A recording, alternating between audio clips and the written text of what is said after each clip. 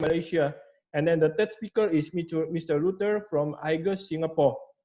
So all these three speakers will do sharing first, and then we shall move to the Q&A at the end of the sessions. So today we are here to share and connect online. The topic for today's webinar is energy saving and audits. It is one of the major issues we face in this region, that the cost consumption is skyrocketing, and today we are here to learn how to do the energy audit on our own and how to choose a cable material. So here we have Mr. Kenji Leow, our first expert. He's the head of regional energy development from Siemens Singapore. His area of coverage includes China, Hong Kong, Taiwan, Korea, Australia, and he's into technical review on selected projects for Singapore, India, Lower Gulf region, and Middle East. So without further, we welcome Mr. Kenji.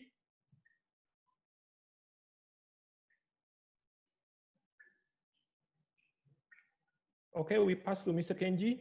Thank you.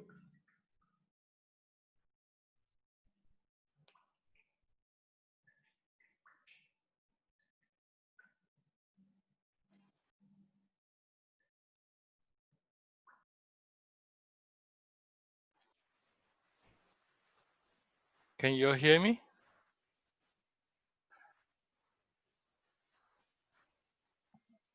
Yes, we can hear you, Kenji. Yeah, okay. I'm just waiting for the slide to pop up. Okay, I hope everybody can see the slide now. Okay, you can call me Kenji or call me Leo. I'm from Singapore, based in Singapore, but my key job or responsibility cover the entire Middle East, Asia Pac. And I'm a technical lead engineer for this all the energy performance contracting project within Siemens. First of all, I will just run through quickly or share through a few of all those topics in terms of how we determine the energy saving measures and how we actually go about doing energy audits and studies. And some of those, the other points about the energy management and tracking, or in short, we call MMV, measurement and verification. And I hope that these sharing sessions helps all of us to learn from each other. And feel free to ask questions at the end of the sessions. Okay, first of all, in all facility or process, okay, when we conduct looking into energy conservations, so it varies within different industries. Varies in terms of what type of facility types there is within the building itself or the premises, or in terms of services, and what kind of energy has been used. And then with the type of energy use or system that's available, what are the applicable, we call ECM. There's many of these terms being used in the industry. In general, we will use this term ECM, energy conservation measure. And also within the whole premises itself, in order to actually carry out any energy study or we call improvement work, there's certain information that we need to actually have or acquire that before we can take the next step. So in first part of it, we talk about the availability of data. In terms of availability of data, we will be looking at what are the data from either existing measurement system, so-called either your SCADA system or your energy management system, or even from your building.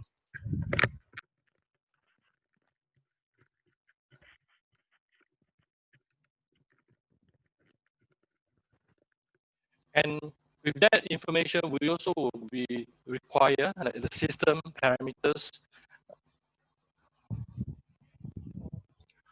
okay, and what equipment that's being used in the building. And the other thing is on the resources side. What are the resources is available for us to carry out any of these studies?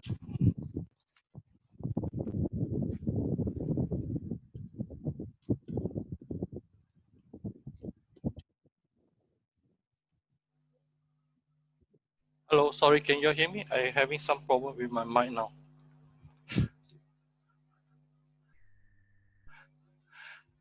Okay, so what are the resources they available? So in terms of the domain expertise, the people who are running the system or the operator level, and what are the competency skill set actually available?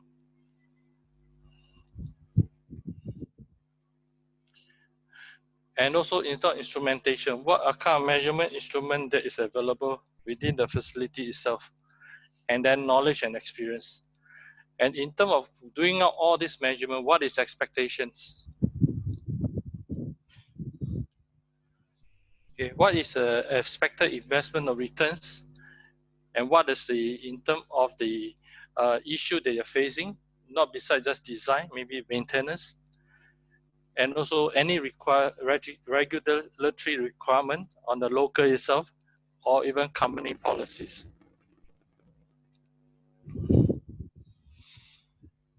And to start off with all this, hello, sorry. Any questions coming up from there?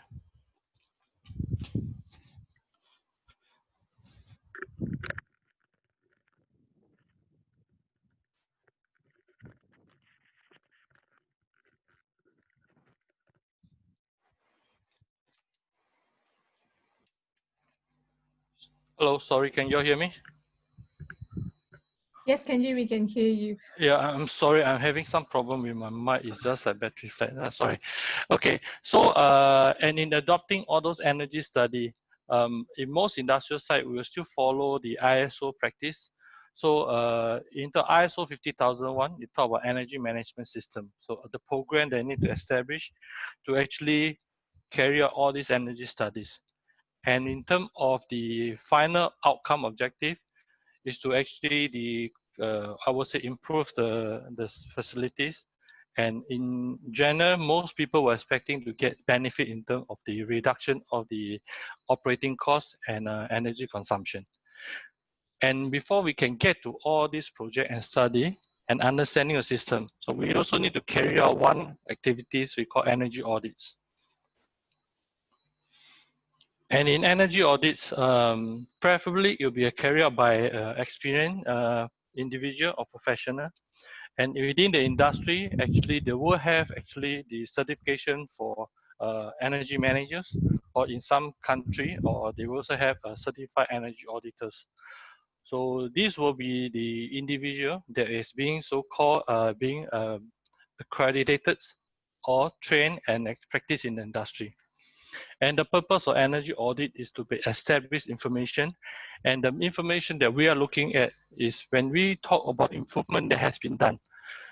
So in order to justify that, so we also need to be able to establish a proper baseline, which is a point of reference that we're starting all the improvement work. And then we also have to come up with a certain area of studies that where are the area of improvement, or where are the area for even at times you do some rectifications. But after you finish all this work, how do we quantify that or justify the improvement that is done, is genuine, which means that it should not be something that by guess or by basing the reference to industrial what others doing. An energy audit purely expresses facts and data based on your system.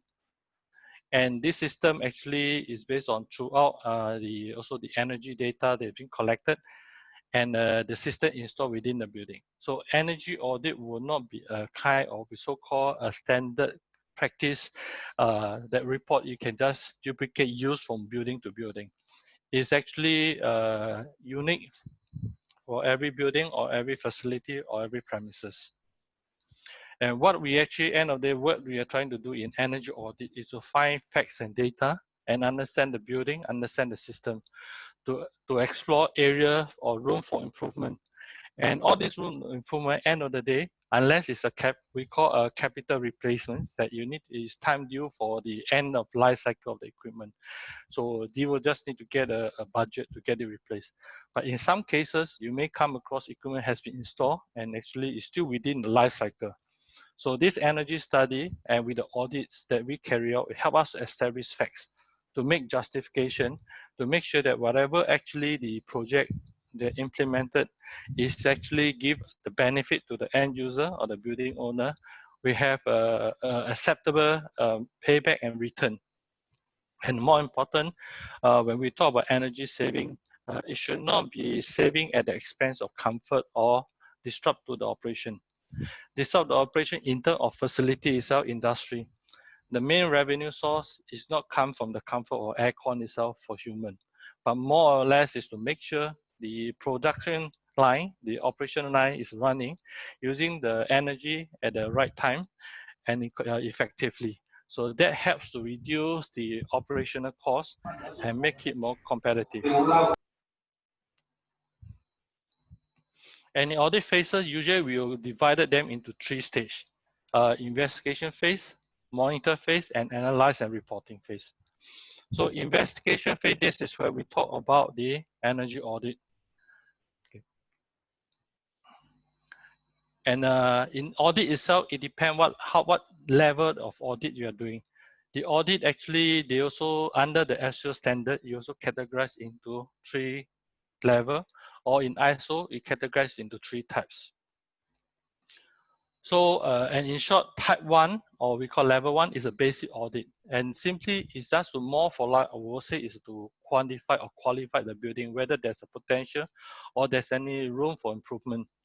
And this actually will be a basic, a quick survey through, with certain, there will not be much detailed work involved, but rather you are looking at the identify the potential. From a business side of view, if we're a service provider doing energy audit or doing an energy project itself, you will have used that method or use this approach to qualify the potential of the business, whether that is a business case. However, if you based on the building owner like yourself, you occupy the building or you are the operator itself. So these tools actually give you a first step to understand your building or your facility. Where are the area that there's opportunity or for room for improvement?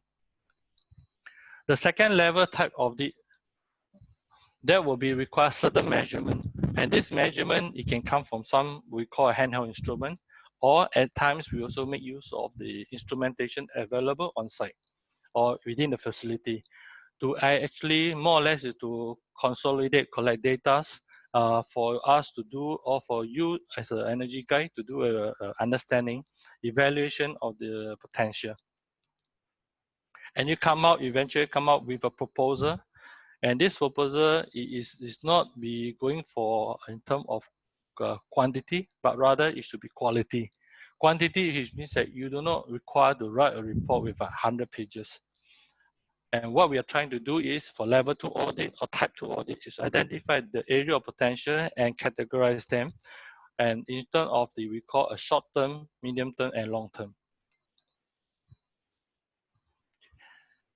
And the last type will be we call type 3 or level 3. So in general, if you hear about energy audit or detailed feasibility study, DFS in short, or in some part of the country or the world, they call IGA, investment grade audit. And this is where the majority of the work involved, and it's quite extensive, which means that physically there will be instrumentation deployed across the system, or that they will be conducting any studies, and time will be spent on site to look at the facility, understand how the system works, but not just looking for problem that the system is facing. And then at the same time, with this study itself, after you collect the data, you also will do some review and analysis, come with some improvement measure or proposal. And with all this improvement proposal, you also will require to communicate with the vendors, suppliers, or contractors to get certain budget or indication of cost to invest. And that form out the entire proposal as the investment to improvement work.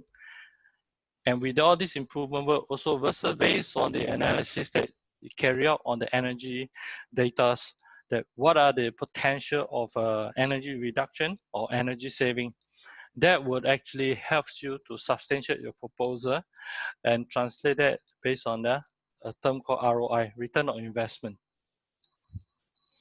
And all this involve measurement involve, it may not be 1 day or 2 days.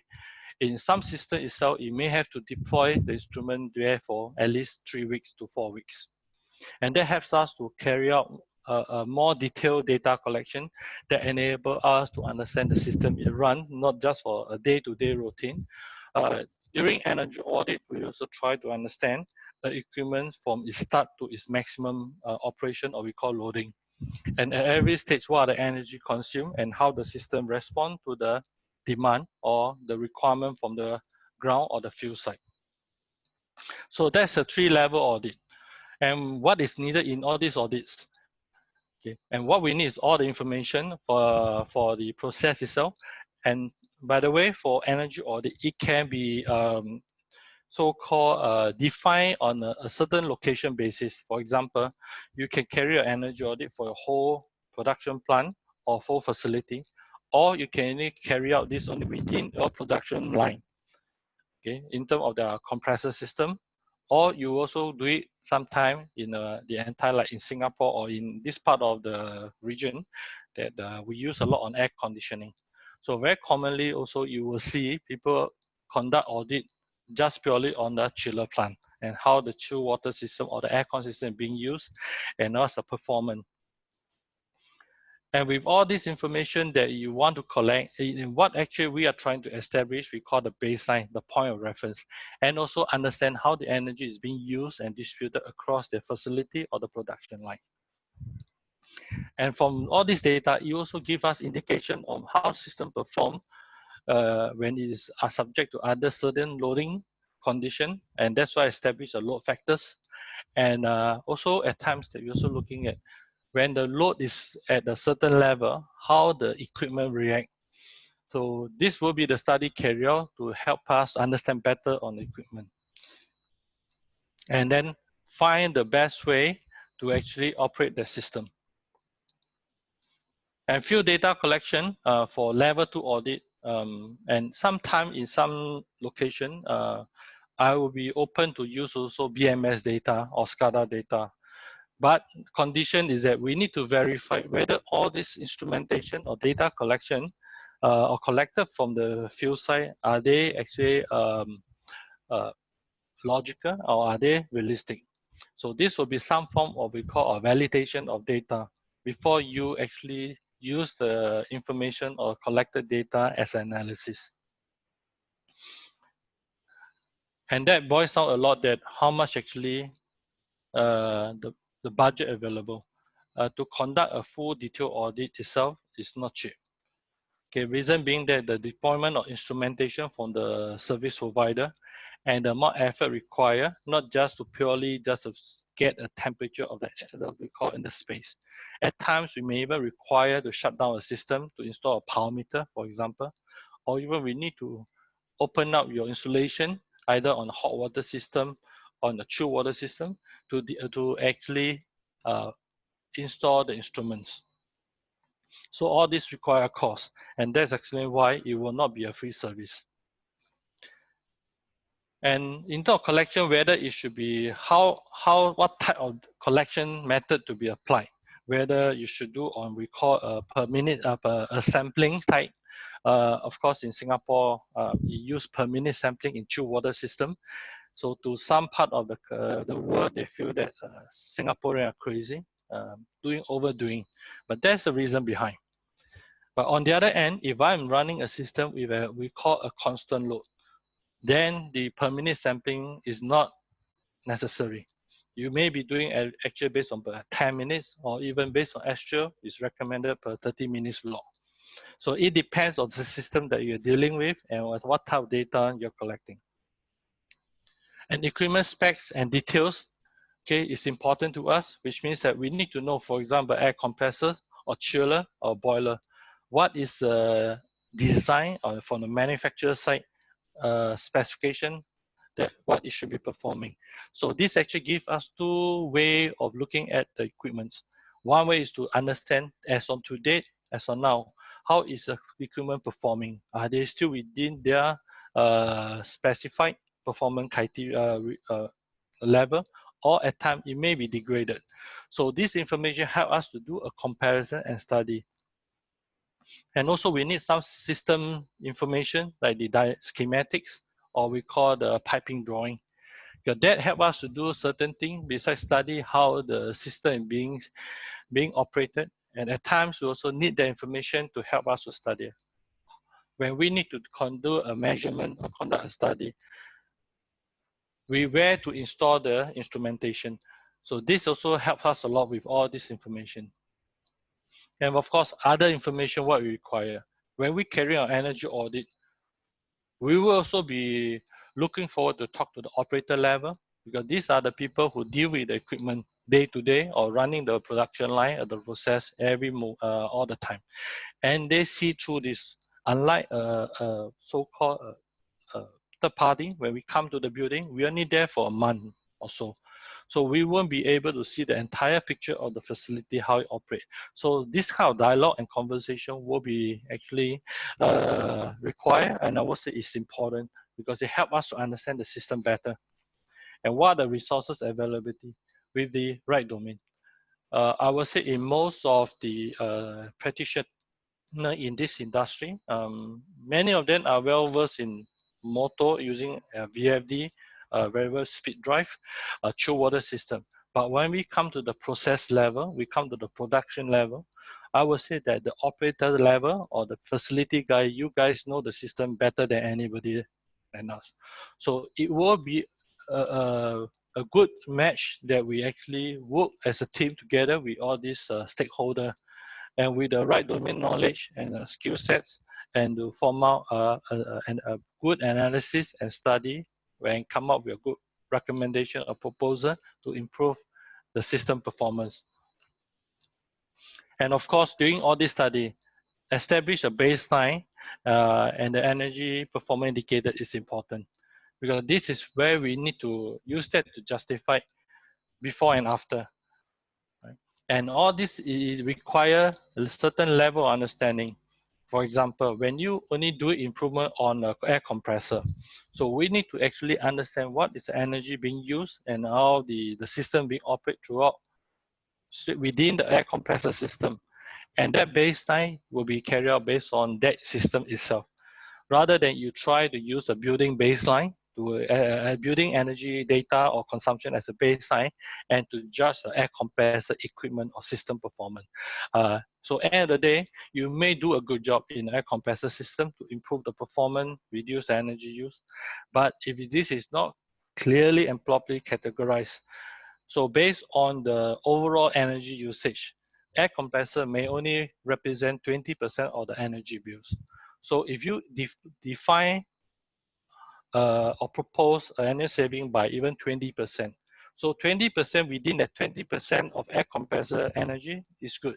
But not forgetting, if you talk about 20% within the whole 100% energy bill, then the saving percentage will drop drastically, because the air compressor's energy use actually proportion against the total is only a 20%. So this are information, or this are what has to be clearly communicated, and even sometimes I will say explained in the document level that we call a measure and verification plan or performance assurance. That helps the user to understand. So that will not be any glare area or misunderstanding at the end of the day when the project is done. And lastly, important, what is the budget available? Right. Of course, in many cases, people will try to do an energy audit to find out where are the potential and room for improvement. So if you want to do a full study of an entire premises or property or even a facility, it can cost you a lot of money. So at times you may look at where are the critical areas. So how we define that, that's why we will come out based on understand when you develop all this ECM, energy conservation measure, energy conservation or opportunity or energy saving measure or facility improvement measure. I'm talking about this round thing, that what are the area, the measure that you want to actually develop. And at the end of the day, of course, we want to improve the performance. But by doing so, you need to consider the type of energy is being used. So the type of energy, it will not just restrict to just electricity, or it could be other form of energy. And what are the equipment that you are dealing with, and what are the operation concept which involves, like in some control itself, we talk about control concept algorithms. So that is to make the system more adaptive and more effective in operating the services of the operation. And in terms of regulatory requirement, in some area, there may be some regulatory requirement imposed, especially industrial side, that you don't need to actually make sure system run within certain performance level, and or every yearly there's a given KPI or target improvement or reduction in energy use, or even to maintain. And when we conduct all these energy studies, one of the things that we will want to look at is what is the input that you put in and what is the output you're getting and what is work being done. So there will be very input can be electricity, diesel, or all the fuels that were being used. Or at times when we talk about evaluating a performance of an equipment, okay, we may need certain we call physics parameters like temperature, pressure, flow, etc. that help us to evaluate the performance of the equipment.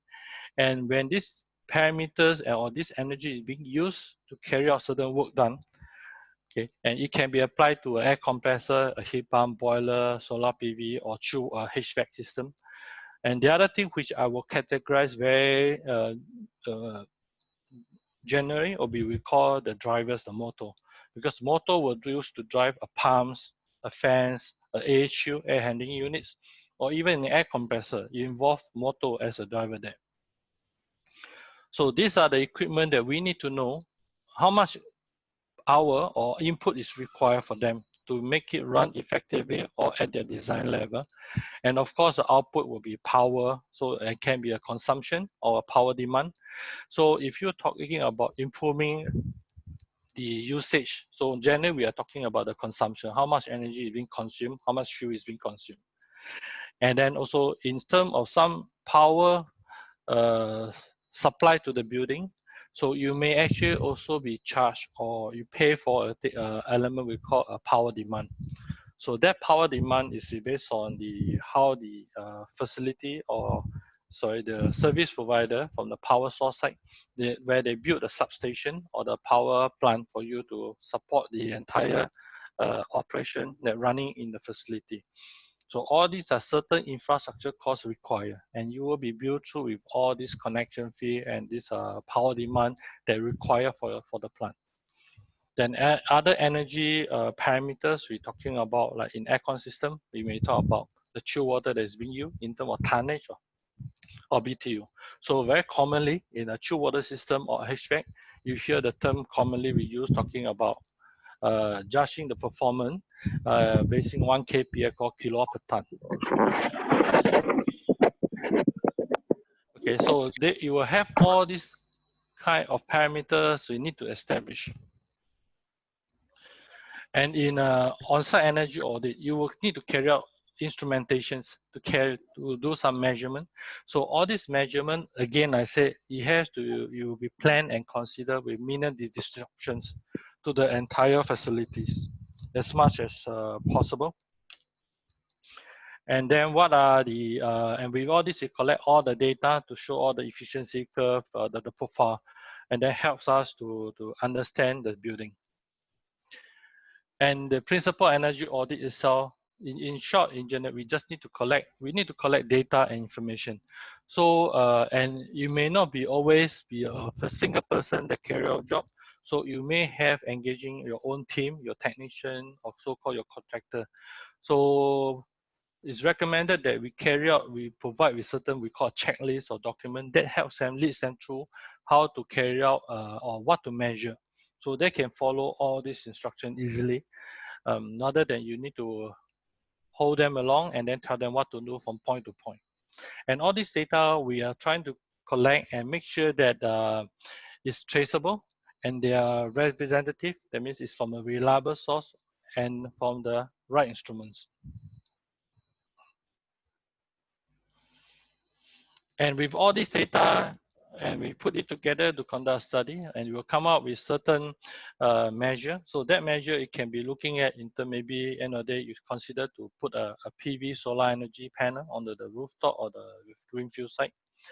or even you're talking about when we need to do a equipment replacement to bring certain equipment, and you also in this study we also will have to consider what are the installations requirement and challenge. And you could be also doing a we call energy recovery, where we collect all the condensate water, this for this example, and it pumps back to the cooling tower, helps to bring down the condenser temperature. And with all this data, we're able to generate we call the load profile or energy profile, and also help us to do some diagnostic or analysis. What are the loading for the equipment they're running at various time across the 24 hours? And during the time of operation, what is the performance level? What is the energy being consumed, or in terms of cooling energy? So this actually picture give us an overview of the energy audit. Like I said, it can be a facility, it can be a plant. It can not just doing on the equipment plant, it can do in the process level, but it engage require instrumentation. And when all this data collected, it need to be actually we'll call organize and actually clean it into a readable form, and then produce it into a charting that helps the energy guys or the consultant or people like yourself to understand the system, how it's being operated, and what are the area that is not normal, and area that it can be improved. And end of the day, this should come up with a we call a energy report. So in short, for energy conservation measure, I will actually categorize in three phases: the study phase, energy audit studies, and the implementation, and last part, which is also important, about the how you justify and verify the work done and result.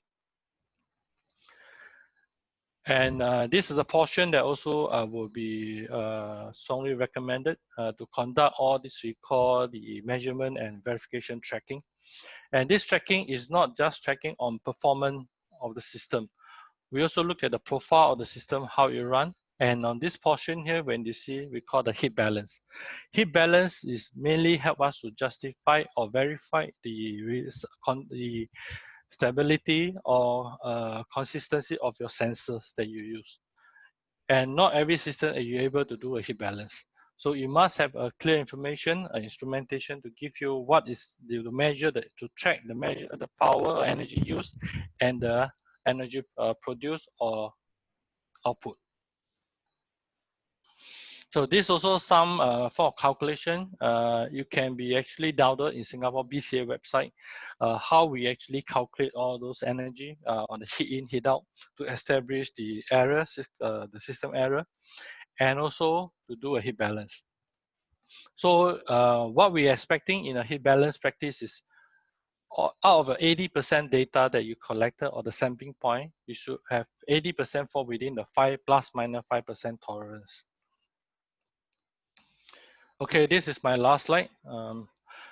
Something to take away. I would say that first few things to important, map out the expectation of and budget for both the studies. As I said, you can ask to study everything, but then there will cost associated. So you do what is relevant and important for your studies. And detailed measurement with as accuracy expectation that I'm referring to, do not try to ask for like very high precision and accuracy. I know you practice in certain product manufacturing line, but in some time measurement, by doing so, that also command a price to that, because it involves more equipment, more resource, or man-hour involved. And prioritize your measure that is being so-called study or developed that into a short-term and long-term plan, so that you can actually decide which to go first, or which is actually within your maintenance budget or your budget F limit that you can start off the project. As long as you continue to wait, every day energy runs out. And domain knowledge and expertise is important. For this kind of project, it cannot be a one-man show. Actually, it's a consolidation and a team effort. And the other thing very commonly now we see in the industry, renewable energy.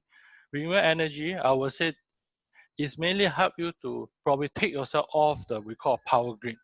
And by taking off the power grid, that helps you to rely the optional choice, not fully rely on the power source from the power production company.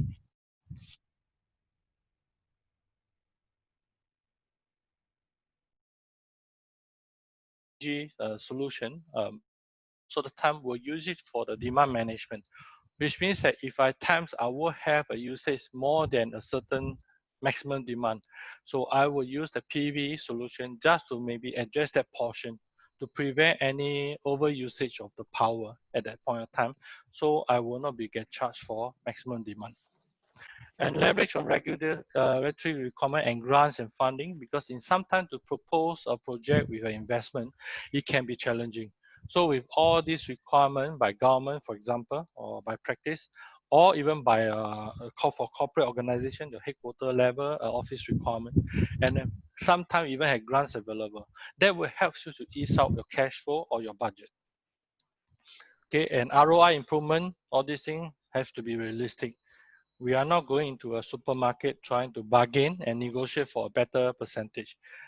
Unless there's facts shown that the performance, or so-called beside can be improved so much. On the other hand, rather you should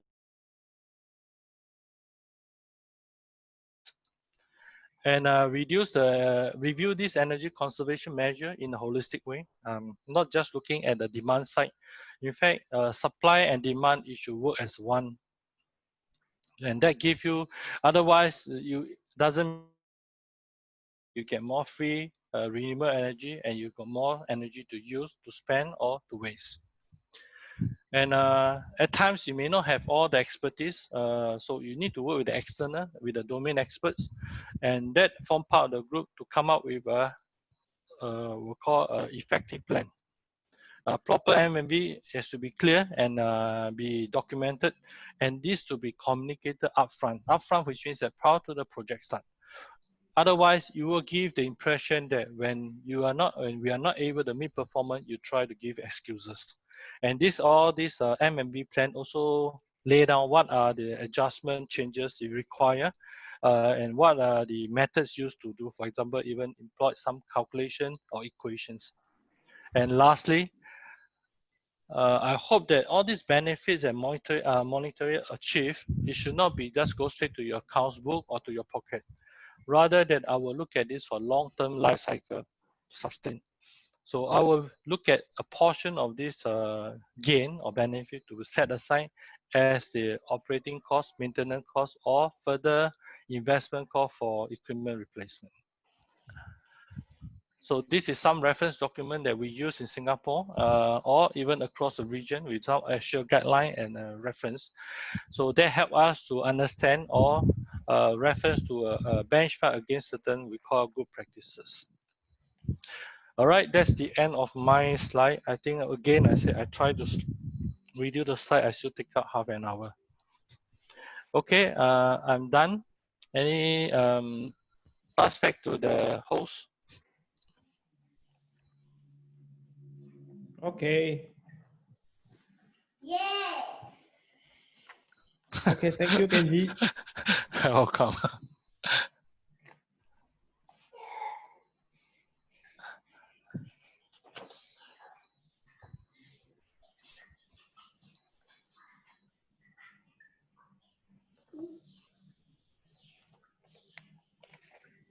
Okay, thank you, Kenji, for your insight sharing.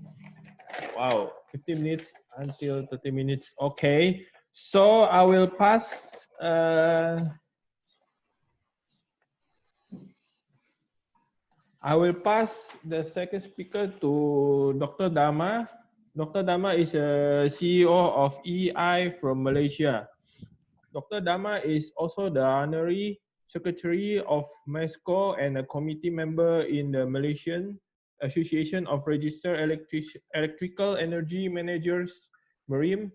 Currently, he is one of the expert trainers and assessors for the Certified Energy Managers Training course by MAESCO, which is endorsed by Energy Commission to qualify to become REEMs.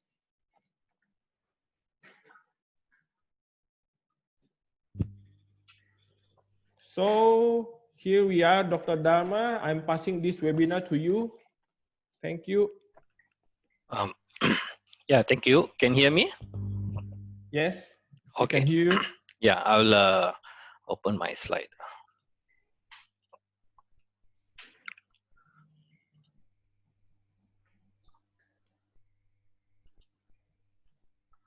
Good afternoon, everyone. So I think Mr. Kenji have given you a detailed explanation of what is all the audits about. So I will do a simple explanation of how audit process is being done in a simple way, or it can be a cost included a big cost to do the audit lah, no? So let me go through. So basically, the flow of energy audit program, right? You conduct an energy audit. So basically, when you do an energy audit, it can be um, you can engage an external consultant to do the energy audit into what details you want to do. You know, like what Mr. Kenji have explained to you, it can be very expensive if you want to do a very detailed energy cost. Or you can actually do a simple one, which is give you a first indication what is your energy is all about, you know. So then if you know there's a big potential saving in certain area, then it's right for you to engage the right consultant to do the detail audit. So identify the potential saving and then propose the energy saving and plan costs of implementation and implement the energy saving projects, right? And then based on that, you will know what is your cash flow and your return of investment. So then you use MNV to use to do the monitor the saving and maintain the maintenance of the system. So basically, once you do a audit, right, it can be a detailed audit done by external consultant, or you can have your local consultant, or you can have your engineers in your plant or facility people to do this, you know. Like you can do an initial one just like using a power logger to measure all the power used by the plant, as you know, your major usage could be your chiller plant, compressor plant. So you know the main incoming to your chiller plant, you can measure that, and you do a kind of like a plot this chart, right, a pie chart, to see what is the percentage of chiller plant been using, how much is a compressor plant is using, lighting. You can if you cannot measure from your main incoming, you can measure from you can count the number of lights and measure 1 or 2 units, and you can get this percentage. So this will give you a rough uh, idea what is your energy being used in your plant, you know. So basically straight away we go to the chiller plant, right? So the major usage in any building or facility is chiller plant, right? Chiller plant or compressor plant. So so it's good to look into the chiller plant side, which is you can see as earlier Mr. Kenji have explained also, kilowatt per ton, we base on kilowatt per ton. So if your kilowatt per ton is in the range of 1.2 or 1.1, so there is a big improvement that you can do from these numbers to a 0.6. That will give you almost 50% saving of the chiller plant usage, right? So how you can actually get this index as an initial index measurement by your plant? You can actually do this by using a rough estimation of your tonnage being used by the plant. That means if your chiller is, let's say, 1000 ton, you're seeing the running amps of the chiller is like 80%. Roughly you can take it as like 800 ton, right, as your chiller plant tonnage to the building. And by knowing the power usage of the meter in the MSB area, you know roughly what is your power being used by the entire plant. That means it must include pumps, cooling tower, and chillers, right? So that give you the overall indication of the improvement that you can do. So let's say you did a calculation, you get something like an index of 1.3, 1.4, you know. So then you know you definitely need to get the external consultant to come in and do a very detailed audit, which can do a big saving for your plant, right? So basically how you conduct a tonnage measurement in the plant, basically you need to have a flow meter at the pipe side. As what Kenji said, you have to remove the insulation and do the flow measurement, and you have to know the delta T measurement, chill water supply and chill water return. So you see, when you use just a simple measurement, you will have ended up in a lot of sensor errors. Like say, if you're using a temperature sensor of plus minus 1 degree C, two sensors, right? Your possible error can be 2 degrees C, right? So that's why when you engage the right consultant or right auditor, they will normally use a very accurate sensing points, no? So you will see that if the design delta T is 10 degree F at 5.56 degrees C, you are looking at an error of 36% error. If you are not using a proper measurement, then the error measurement can be a lot, you know. So normally we will use thermistor probes, which are the plus minus 0.01 degree C. So two sensors, right? Possible error is only 36%, right? So for the initial one, you can just base on this, and then when you know there's a potential of big saving, then you must engage right people with the right tools to do all this measurement works. So most of the places you see, sometimes you see in the chiller plant, you will see a chillers pipes. They are closed halfway or 45 degrees close. So this is they are using a throttling method, no?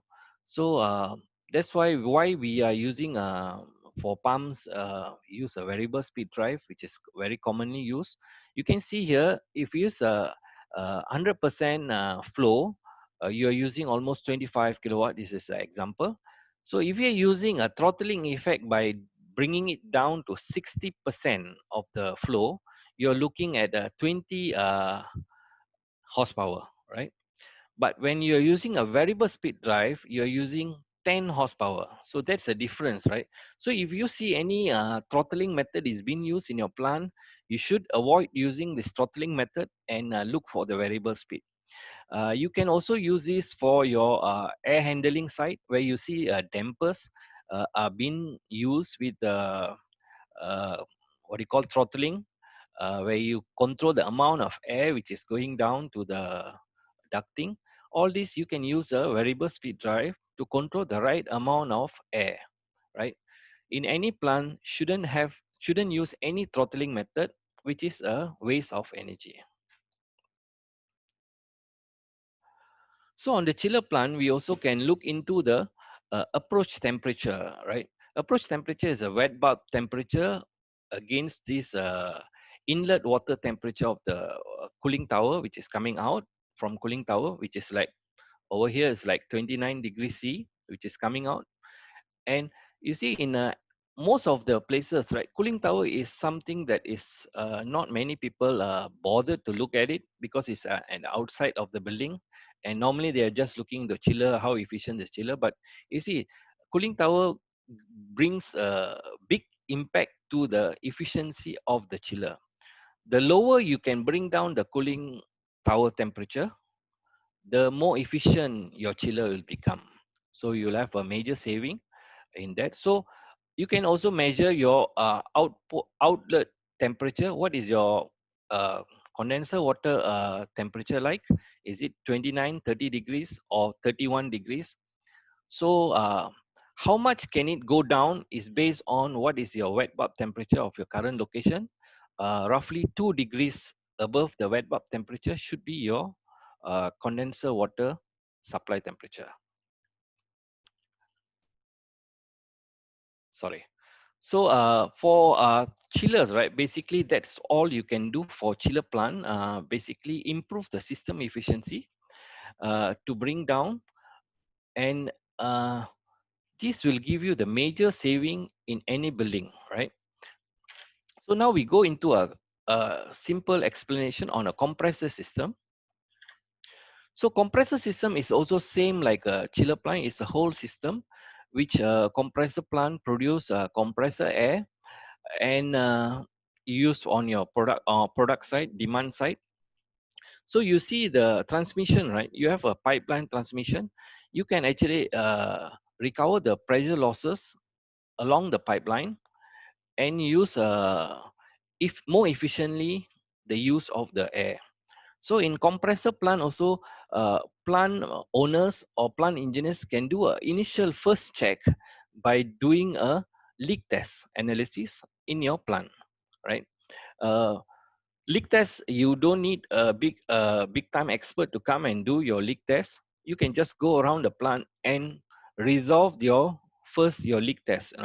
So leak test, sometimes you will see the hissing sound everywhere. You should put in an effort to make sure there's no leaks in the plant, right? So you can start a team to do all this leak test analysis. This will give a huge impact on the saving on the compressor plant. This is the first step. So, and on the chillers, on the cooling tower, on the compressor itself, you have a different type of compressor: centrifugal, reciprocating compressors, oil-free compressor, and oil lubricated screw compressors. So most of the time, when people's mindset is always fixed to use a variable speed drive as energy saving. Compressor guys also likes to use a variable speed drive. So you can see, it shouldn't be the way of using variable speed drive all the time, because variable speed drive, when you run it at a maximum speed, it doesn't give you much saving compared to a centrifugal compressors. So you must have a mix compressors, where you have a centrifugal compressor as your base compressors, and you have your variable speed drive as your uh, top up compressors, right?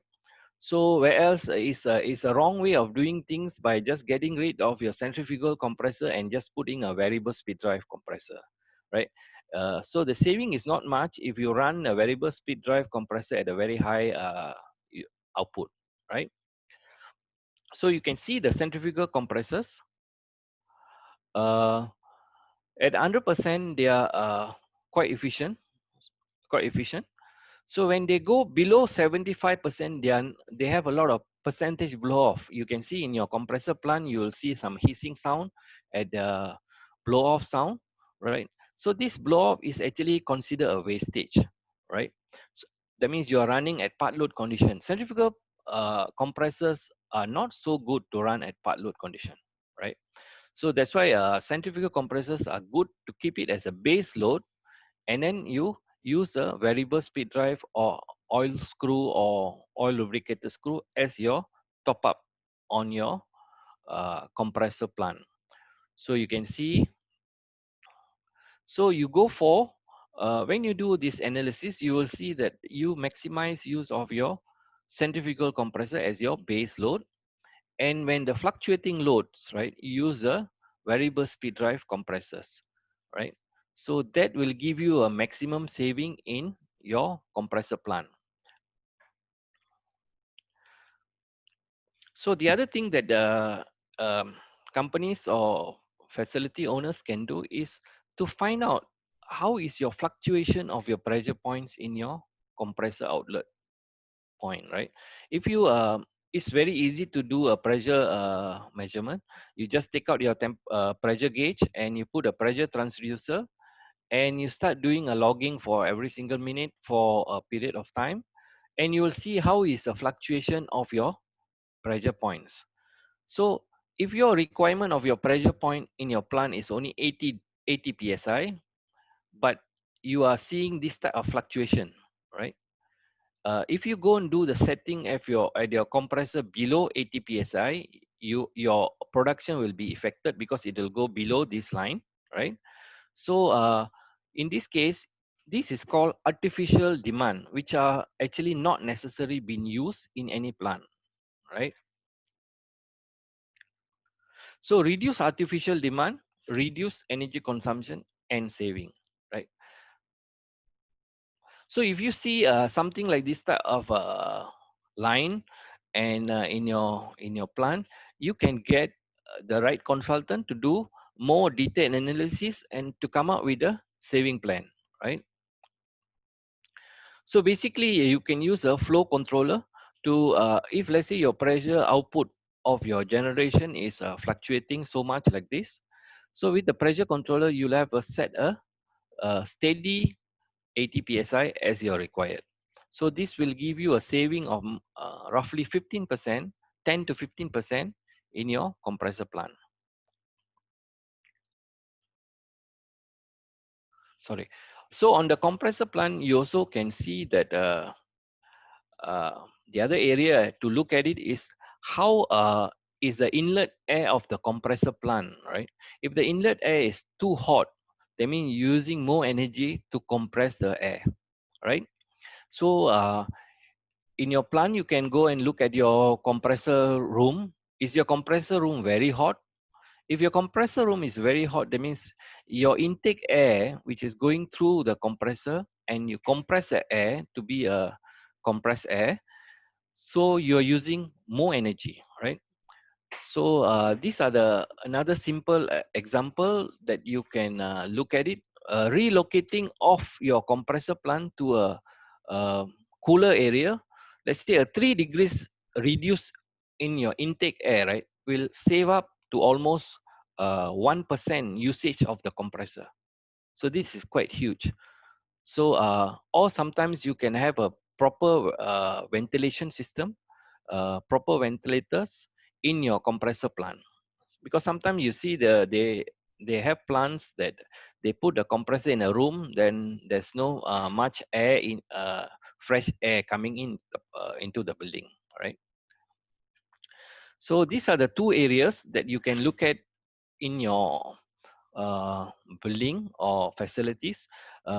Major consumption, let's say chiller plant use almost 40 to 50% of the use of the total consumption of the plant, and compressor plant will use almost 30 to 40% of the total usage.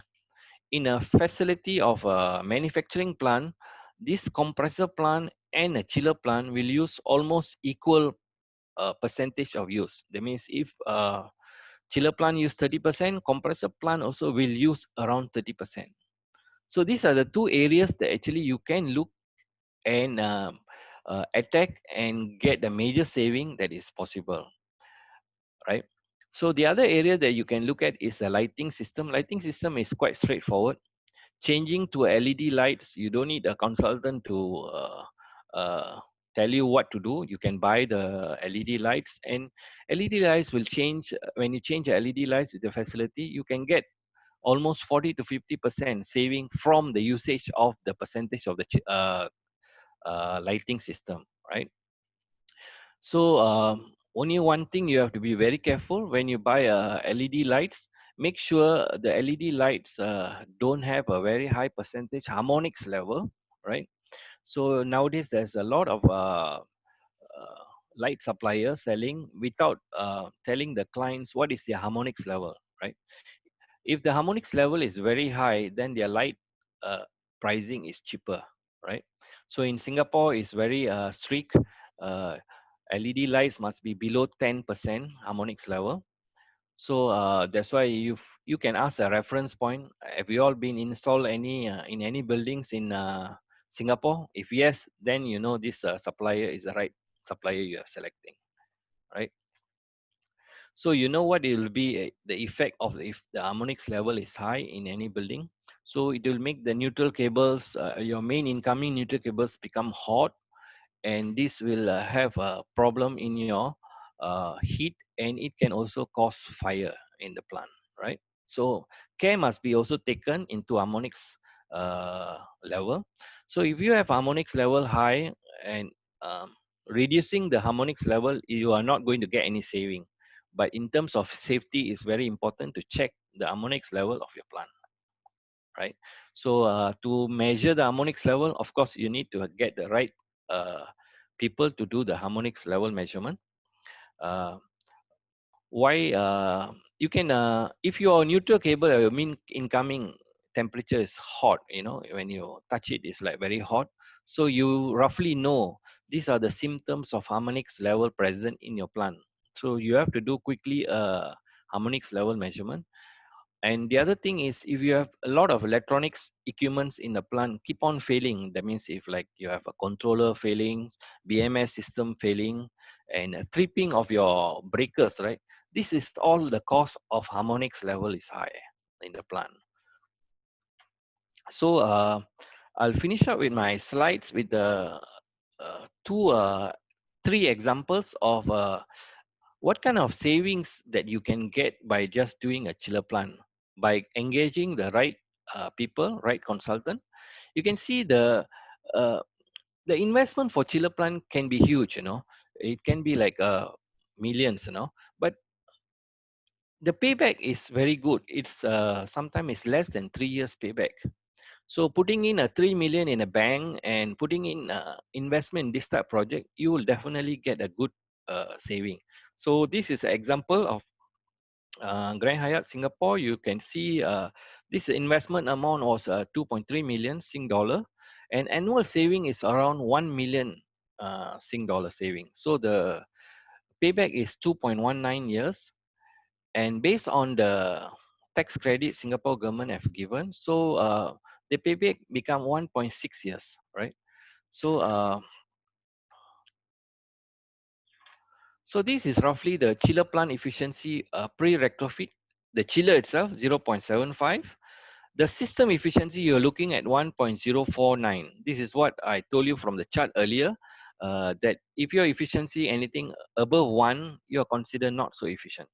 So this is a done project. After the retrofit is done, the plant efficiency is at 0.58. So you're looking at 44% improvement in the chiller plant.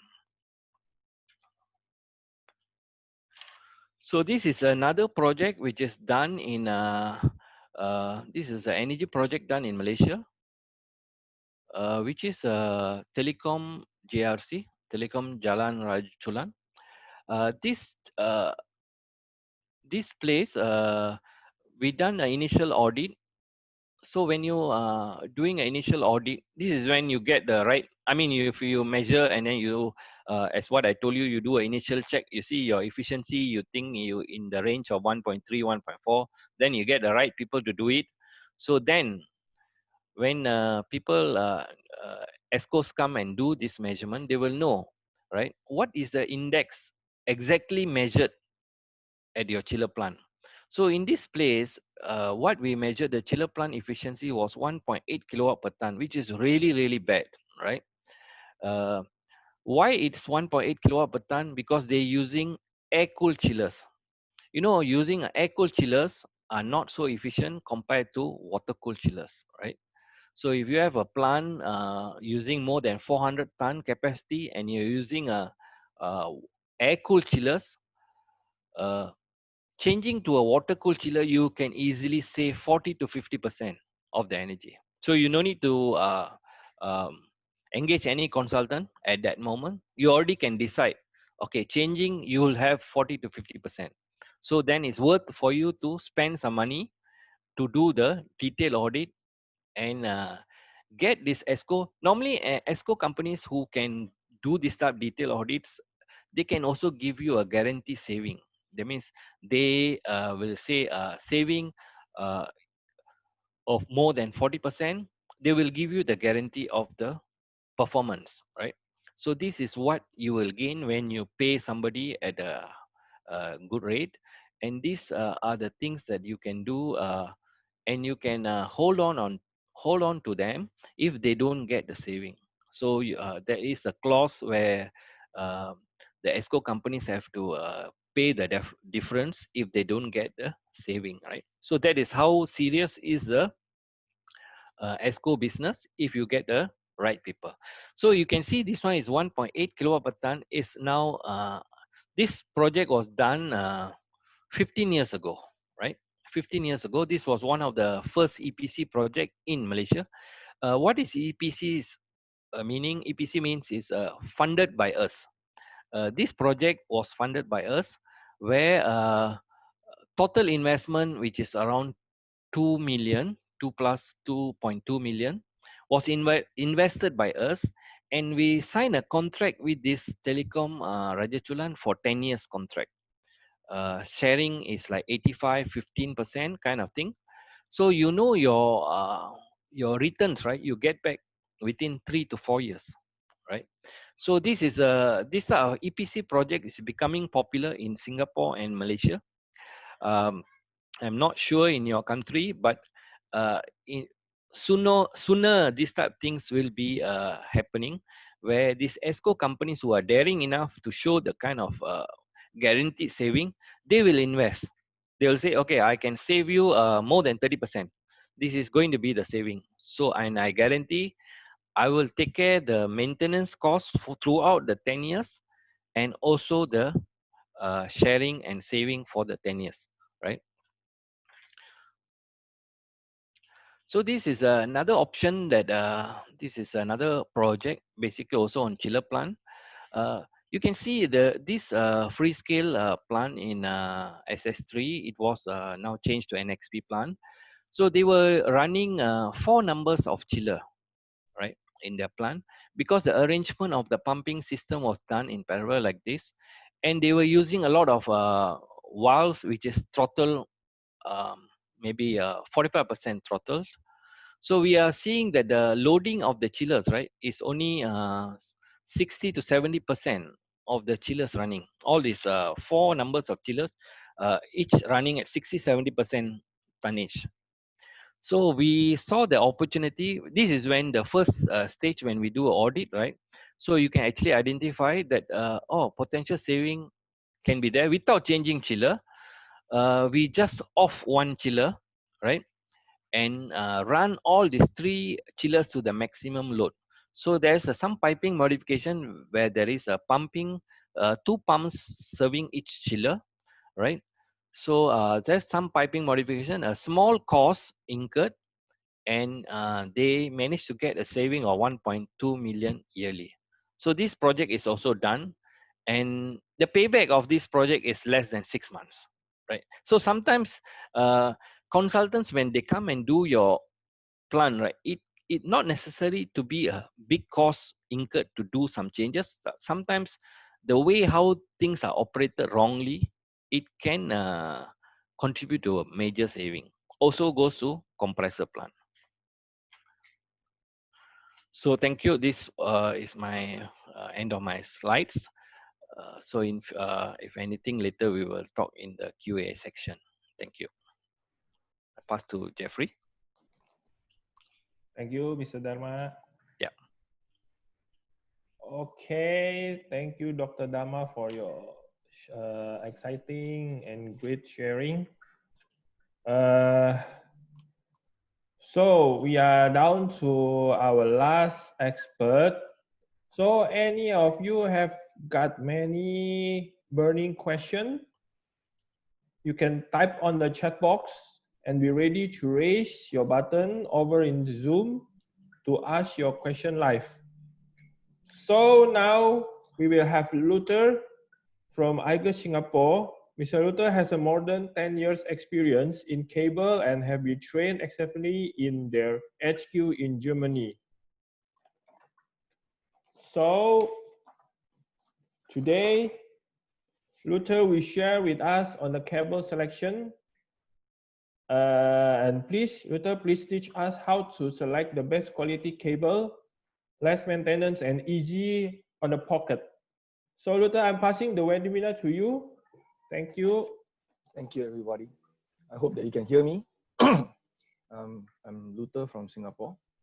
So basically, today, everybody is talking about savings.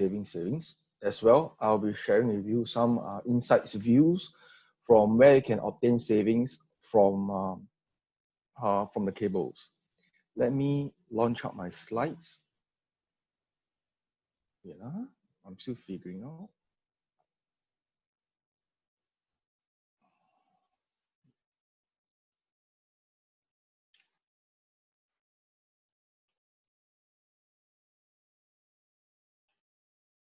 Voila. So can everybody see my slides? So basically what I would like to share is from how you're going to save your money, basically saving money, and in terms of choosing the right cable. because many a times doing a wrong selection of cables will cause a lot of damages. And I'll show you one case example of what kind of price or cost you're looking at due to some implications. So generally, in the market, there's a lot of wide varieties of cables coming from control, data, bus, motor cables, and many a times all of them looks very similar, identical structure, even as well as the electrical properties. And hence, a lot of decisions are not very clearly thought of. And from here, when the decision is not thought of, you will have a lot of costs incurred in terms of downtime, maintenance, repair, and that will affect your profitability in the plans that you have. And many a times, all these kind of decisions, somehow or other, it comes to a purchaser's point of view, because from there, purchaser's key index is to save money, to enhance all this as much as savings that they like to get from buying some items. But there's a study that carries out within for 500 employees by a consultation firm. Actually, buying a cheap product, or the purchasers look for the cheap product to compromise in terms of the technical aspects, the reliability. Having this kind of wrong decision, end of the day, add more cost to the maintenance. And examples which I can show you to you now are some of the cable damages over time or immediately when they choose the wrong cables for selections. You will have corkscrew effect, whereby the cables look like a little corkscrew, like a worm, or cables jacket that is not well thought of, is improperly selected, and you cause abrasions. And also at the end of the day, you might have some insulation damage due to the jacket damage, and then start to rub the insulator, and this might result in machine failure, short circuit, or some equipment get blown off. At the end of the day, conductor break, and this conductor break, you will often see whereby your equipments are on automation mode, you will have single on and single off effect because of this conductor break. And many times this is not able to see drastically comparing to all these damages that you can have. A very significant example which I can show you, this many times I can see in a lot of factories, in a lot of places, they will have a lot of cables that looks like a worm. And this is not, this is an effect of wrong selections of cables that they look at when they choose the cable due to price. And from us, I'd like to give you a very simple example. There's an automation warehouse based in Cologne, and they were looking for some automation devices to store the warehousing and all that. So hence, contractors will call in to give them a full automated system of warehousing solutions. And in that solutions, the company specifically insists to use a reliable cable for their application. But sadly to say, due to the installation commissioning was so smooth, and they forgot that the instruction was being given, they used the wrong Ethernet cable. And the wrong Ethernet cable is only a difference of €34 comparing to the proper one that the company intended to use. After 1 year of operation, machine breakdown, the cable broke, causes a lot of disruption. Goods cannot be delivered because it's automated warehouse. So there's a lot of controls is missing. And hence, due to the calculated cost of loss of unable to deliver goods, failure of customers' promises, and retrofitting, repair, it amounts to €148,000. So a small saving doesn't mean it's definitely beneficial. It's a really big jump in case. If you have initially looked into a proper selection and you just forget about saving €34, the potential loss in the future you will not have. And this is a case study. It's quite recent, and it impacted very drastically for the company. Hence, from our point of view that we like to share, there's a different jackets. Yes, many a times these illustrations you can see out in the market. Either you want to have a price advantage, then your price will be very affordable or cost optimized. But the technical advantage will be very low, which means that if you want a reliable product at the end of the day, you might need to look into the selections, and probably maybe a proper cable PVC will be better than a bit more than you can afford. But at least at the end of the day, you will have a more safe solution that you will not see any failure in between. Basically, this is a comparison of a different jacket material. All the cross-sectional area is talking about 4 times 0.5 mm squared. So in other words, it's a clear illustration here that they are all electrically the same, but constructed differently due to the jacket material. And therefore, at the end of the day, you can have very good technical advantage.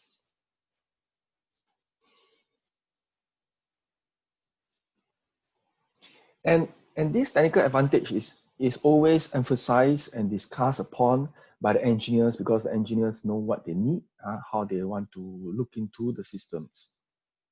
Hence, many a times, many companies has to have a very good balance between the purchasers and the engineers, so that both parties can come to a very proper selection and harmonize between price advantage and technical advantage. So, what are the considerations for cable selections? Other than price? Because at the end of the day, if you're focusing on price, you'll be falling back very badly, like what I showed you earlier: damages, failures. So, what are the advantages? What are the considerations for cable selections? So that at the end of the day, you will have a proper understanding and how you're going to look into the system. Here, I'm going to share with you some 4 tips on what you need to consider for cable selection. Number 1, ask yourself, what kind of stress is expected on site for the cable to be utilized? Number 2, what kind of movement is required for the cable to use? Maybe you can start to think about speed, acceleration, if there are any travel, distance, or torsion needed. And what are temperatures for the applications to be exposed to? Probably you're looking at indoor, outdoor, and through that, and probably you're looking into chiller room, very cold, minus 20 degrees, and all these questions have to be asked and thought about. And last but not least, a very interesting view that many a time people fail to remember or understand: what are the chemical influence that you have on your cables that you're going to use on the equipment? Probably there's a constant usage of oil.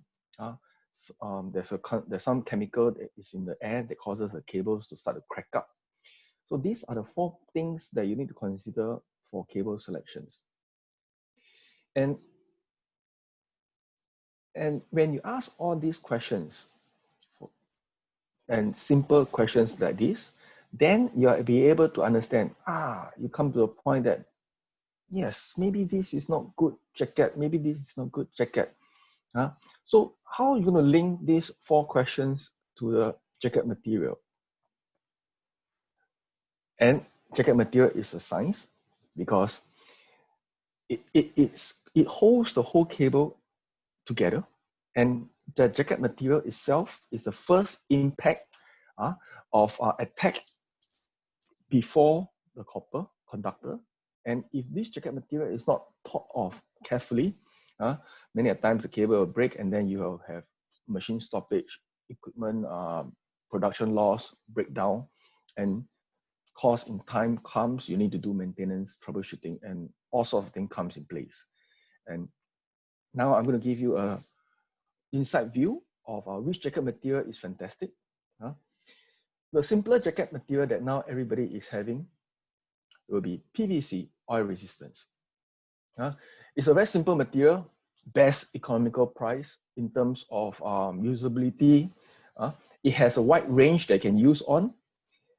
Basically, the material itself is not very expensive. Hence, a lot of cable producers, manufacturers are using PVC oil resistance, whereby you can hear the word oil resistance means you can resist oil. And of course, in this oil resistant, they are fantastic for indoor usage, indoor usage, slight machine usage with oil. You have oil resistance, no problem. Temperature range is quite favorable. It's from -5 degrees to 70 degrees. So widely deployable to a lot of areas. And basically, if you have you have factories producing food material, packagings, PVC oil resistant cables are fantastic. And the best part, you can tell your purchaser, they are very economical for price. The next material I like to speak upon is PUR. PUR material is excellent, fantastic for machine tool, CNC machine, outdoor applications, and they are so fantastic because they are also utilized for offshore applications. Highly UV resistance, good temperature range from -25 degrees to 80 degrees. From us, we always recommend customers, if you have environment that's massively in oil, PUR will be the cable to look at, cable jacket to look at. And from us, we have materials called TPE. TPE material is very durable. We have deployed these cables out in the market for customers that are using outdoor, long travel, 400 meter, this cable travel stroke, this type of cable jacket has no issue in terms of durability, in terms of lifetime. And we have seen we have experienced customers that using this kind of jacket material up to 10 years, the cable has no issue or tear or wear. Fantastic. And also this jacket material is so fantastic that it has a very wide temperature range, ranging from -40 degrees to 100 degrees. The window of 140 degrees gap. Fantastic. So customers who have, or factories who are doing in a chiller, cold room, freezer storage, they utilize this jacket for the inside operation. So at the end of the day, if you can, in a very quick summary, different jacket material is to protect the copper and the conductors from breaking. And hence, jacket material is quite important for the whole cable construction. So many times, with the right jacket, they match with the attention they pay into, asking the simple questions, the 4 questions I just earlier said. I'll flash again. What are the stress is expected on site? What kind of movement is required? What are temperatures of the application is being exposed to? And what are the chemical influence on the application of these cables? And with these 4 questions, you link to the jacket material. And with linking to the jacket material, you will have more or less successfully selected a proper cable for utilization. If you need more info from informations or further details of knowledge, understanding, feel free to visit our website. And then in the website, we have a lot of information to share with you, to let you take a look. And if you want, you can also from the website inquiry from us or more information of what you need and how we can help you for your application.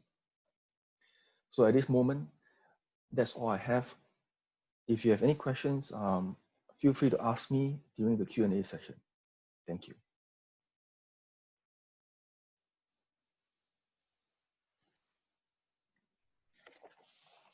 Thank you, Mr. Luther.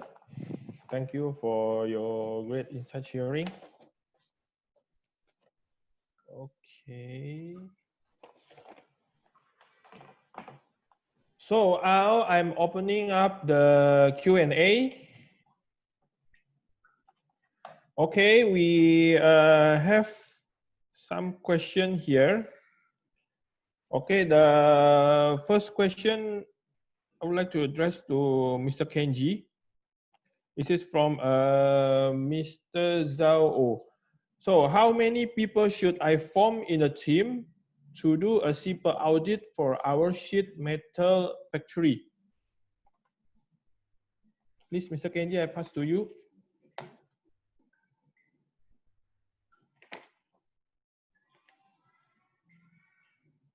Mr. Kenji, are you here?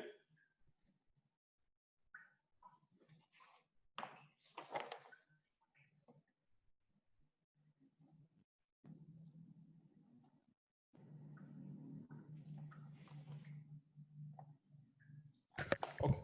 Hello, can you hear me? Yeah. I can Okay, hear you. I think. Yep. Sorry, I think the mic. Okay. I would say if you how many people require to form an energy audit team? It require I would say that the skill set or the competency of the people. If you have a trained energy auditor or energy manager, I would say to do a quick survey through a energy manager itself is good enough to start off, unless it's a very junior guy.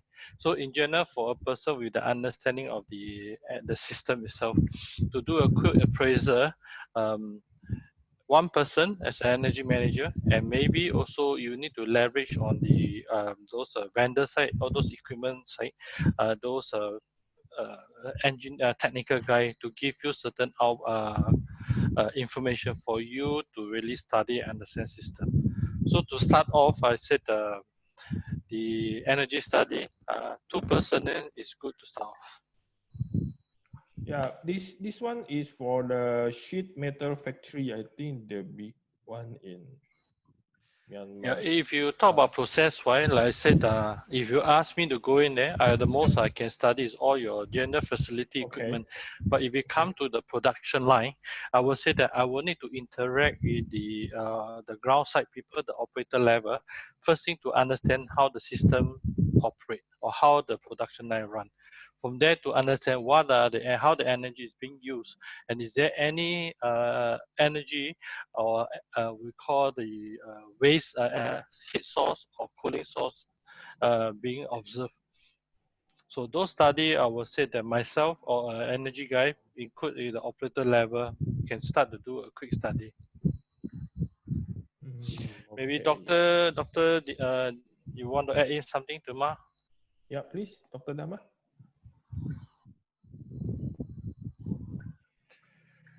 Yeah, I think 2 to 3% should be.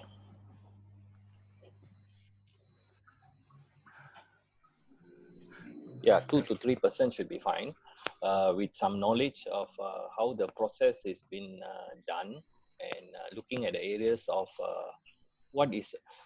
I believe this sheet metal is some kind of production where you must know how efficient was the machine earlier when you purchase.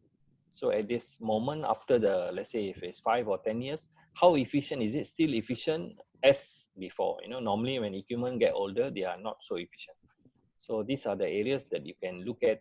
So you need to know the data sheet of the when you purchase it, and compare it now at current operation. How efficient is it been running? You know, you can compare that. So some engineers with some knowledge of power, they can do some kind of power measurement versus the output of your production. Right.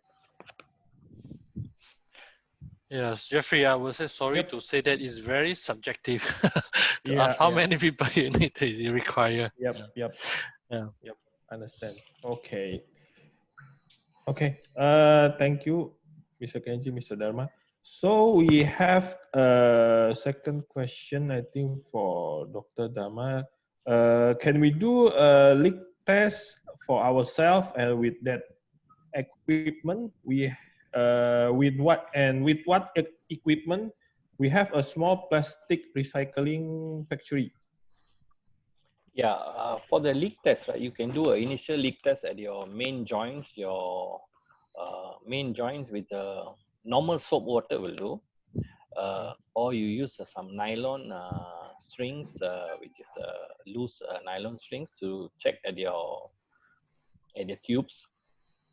So normally, in a production, right, the leaks normally comes from all your quick fittings. Production, they like to move things. When the new orders come, they like to move the machines from this configuration to different configuration, and they have kind of like a quick fittings. They call it Swasolog or Festo fittings.